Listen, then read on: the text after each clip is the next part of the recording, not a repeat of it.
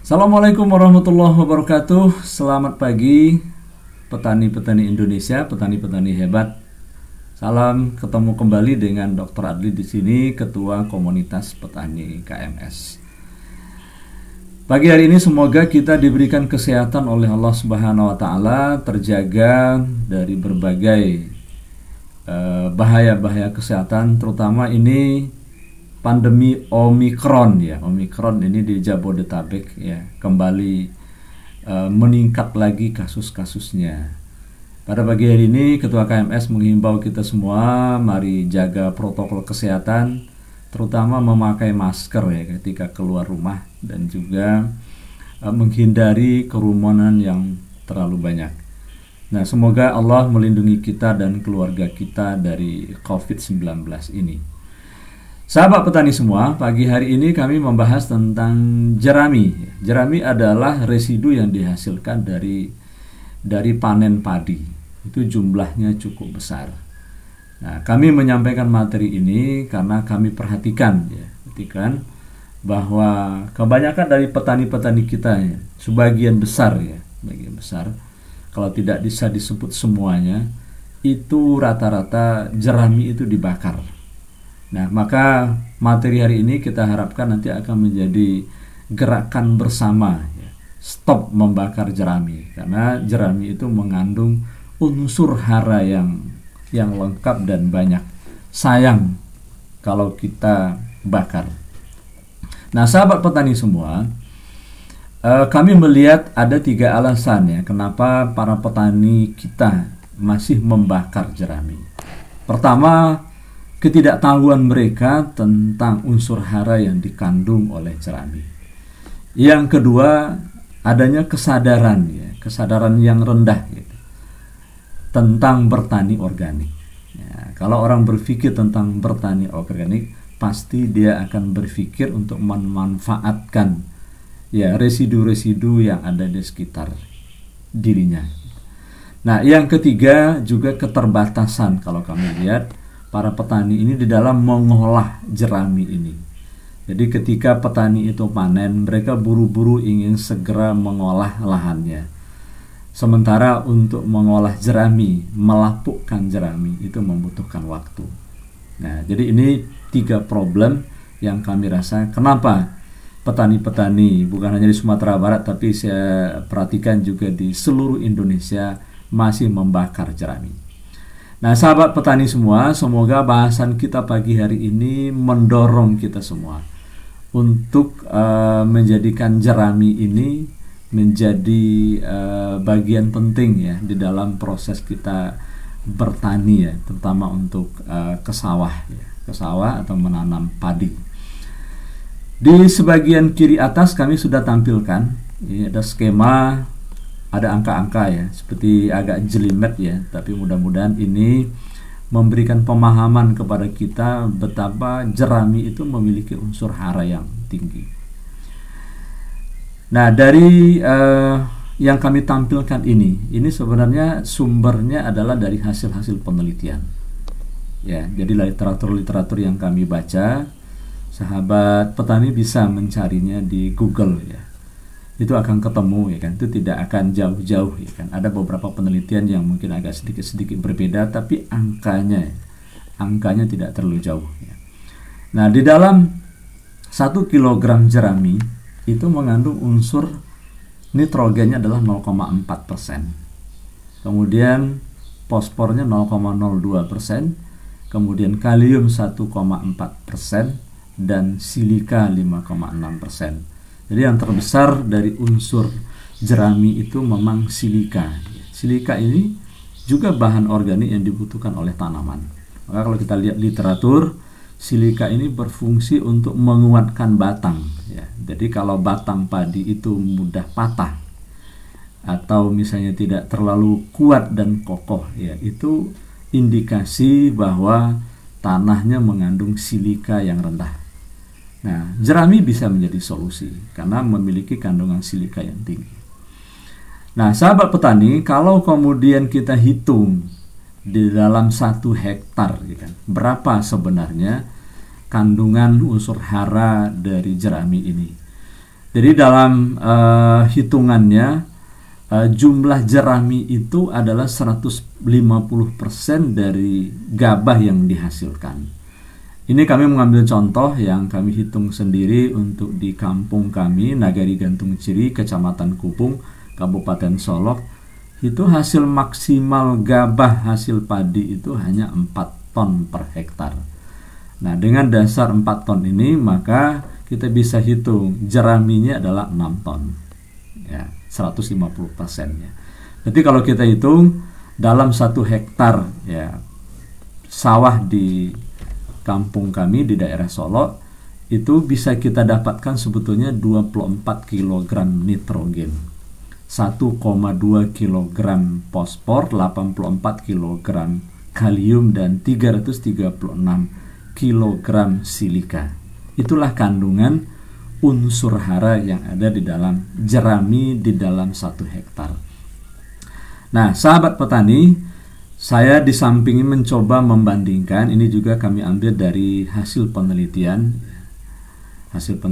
dari balai-balai penelitian tanaman pangan, bahwa kebutuhan unsur hara padi per hektar ya, itu sebenarnya sudah ada hitungannya.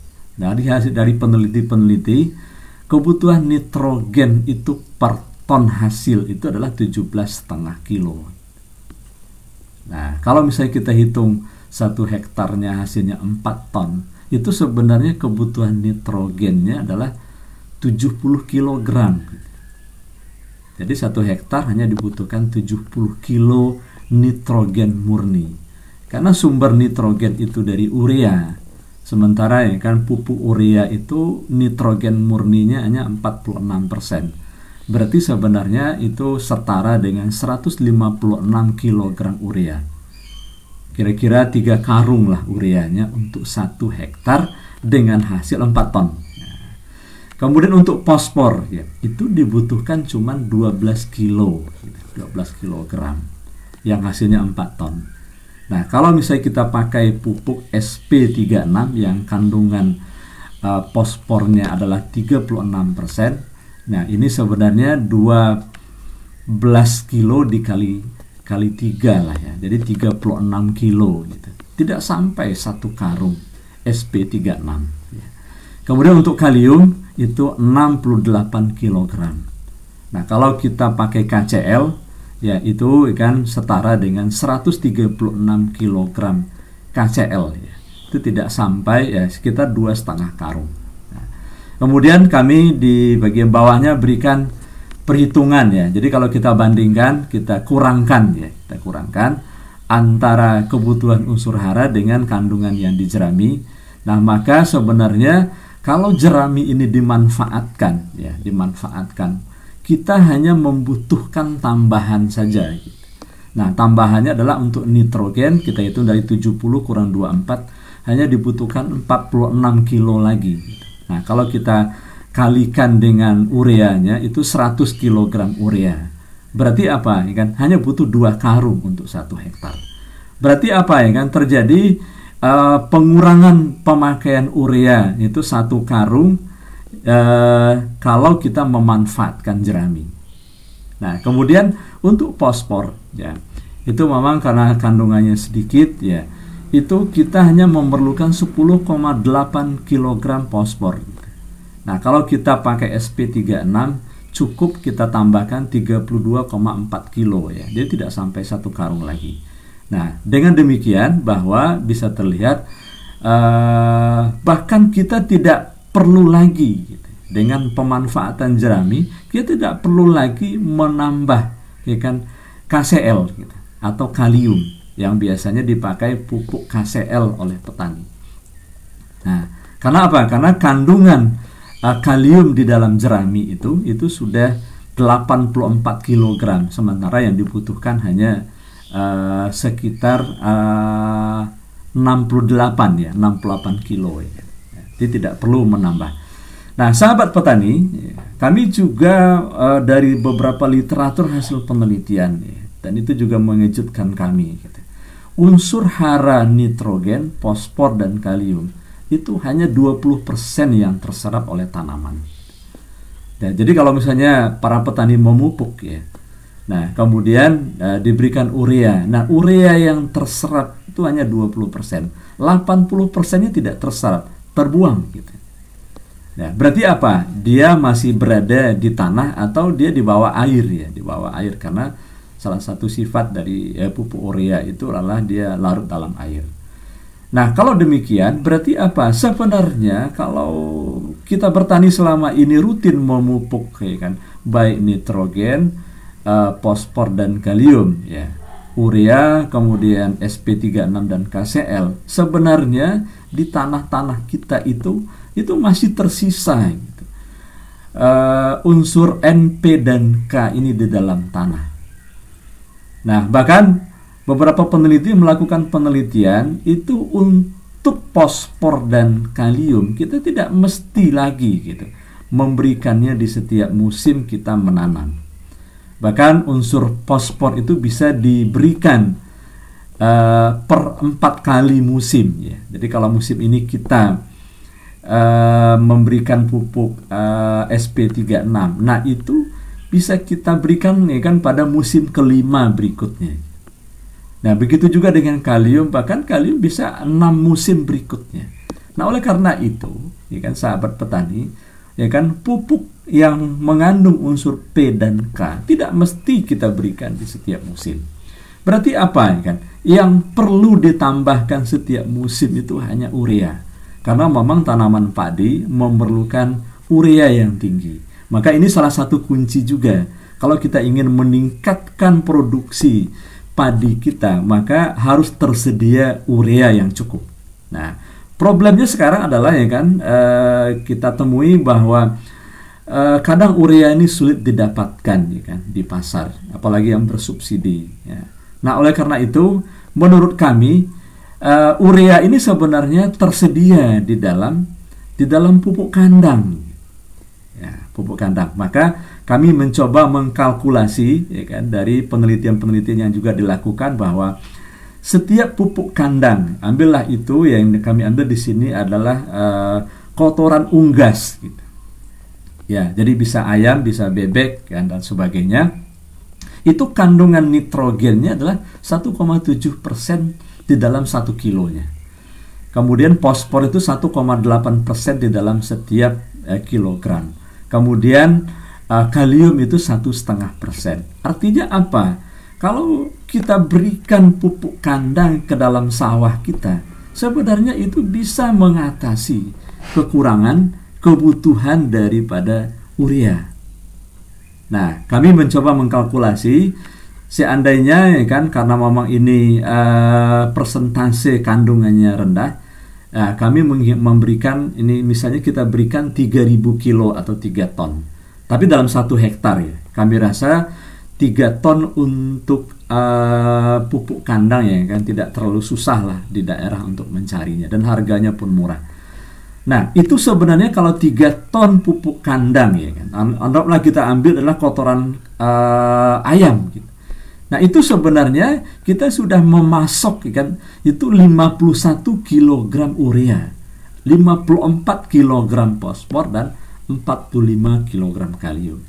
Nah, kalau dari perhitungan di atas bahwa nitrogen kekurangan itu hanya 46 kilo gitu, itu sebenarnya bisa diganti dengan pupuk kandang sebanyak 3 ton. Nah, tinggal nanti kita hitung turunannya. Nah, berapa luas lahan kita? Nah, kalau misalnya 1/2 hektar berarti cukup ya kan 1,5 ton. Kalau 1/4 hektar cukup 750 kilo ya pupuk kandang. Itu sebenarnya sudah mengatasi kebutuhan urea untuk lahan ya sawah kita.